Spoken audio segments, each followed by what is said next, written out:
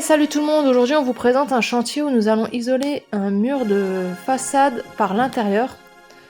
Donc avant tout, on prend bien les mesures, on inspecte bien au laser pour que tout soit d'équerre. On fait notre ossature métallique. Donc comme tu peux le voir, le plus compliqué sur ce mur, ça va être le retour de la fenêtre parce que c'est pas droit. Le plafond, il est semi-voûté, donc il va falloir trouver une solution pour rattraper tout ça. La petite anecdote, c'est que ce mur a pris la flotte dû à une fuite de la colonne de chute du bâtiment. Et donc, comme tu peux le voir, il est pas mal abîmé. Donc, c'est pour ça qu'on en profite pour réisoler ce pan et du coup de lui remettre une nouvelle structure pour que ce soit bien propre. Entre temps, on avait laissé sécher plusieurs mois parce qu'il était sacrément bien humide à la base.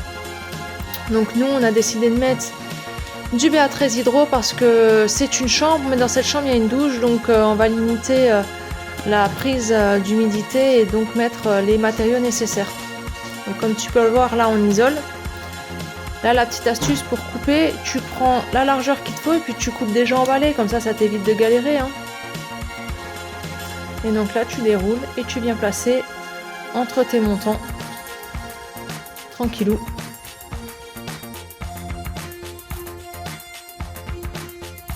Et donc là, c'est parti. Donc on fait la petite ossature pour le retour de la fenêtre.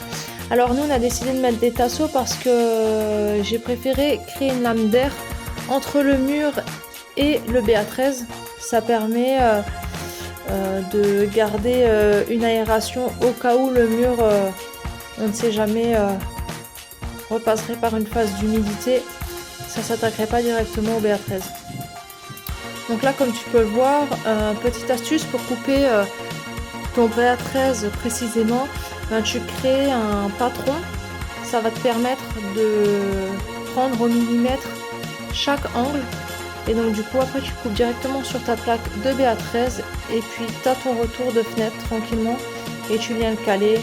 Tu reprends quelques détails si besoin, un petit coup de cale si besoin. Et voilà le résultat. Et après ça, on passe à l'étape des bandes. Donc là, tu vois, on vient coller la bande. Après ça, on viendra remplir, après un temps de sèche bien sûr. Et ensuite, on fera la troisième passe. Et si besoin, une supplémentaire. Mais généralement, 3 passes, c'est suffisant si tu sais bien les faire.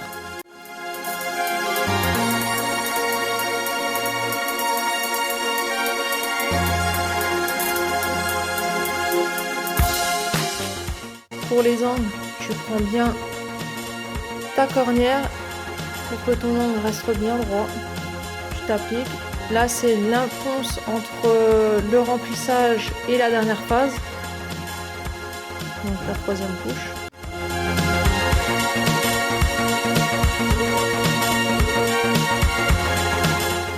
Donc, je t'avais dit, il fallait que je trouve une petite astuce pour ce semi-arrondi sur le plafond du retour de la fenêtre. Donc en fait, j'ai mis du liège expansé, ça va éviter en fait d'avoir cette sensation de froid directement, et à ce moment-là, tu t'amuses à le ratisser pour venir raccorder au reste. Comme ça te fera une finition propre. Et ici, on a mis une petite trappe de visite parce que derrière, on a le compteur d'eau avec la petite vanne d'arrêt. Donc toujours garder l'accessibilité. Et voilà, une fois installée, on n'aura plus qu'à la fixer et ce sera top. Là c'est parti. On a mis 2 couches de finition, une couche d'impression. Et là, pour la finition des angles, on a mis des petites cornières d'angle pour rappeler le côté haussmannien. Et après, au contour de fenêtre, on vient reprendre avec du polyuréthane expansé pour faire une finition propre. On viendra peindre du coup avec notre peinture de finition pour raccorder avec le reste de la fenêtre. Là, on en profite, on change la prise qui va avec la douche.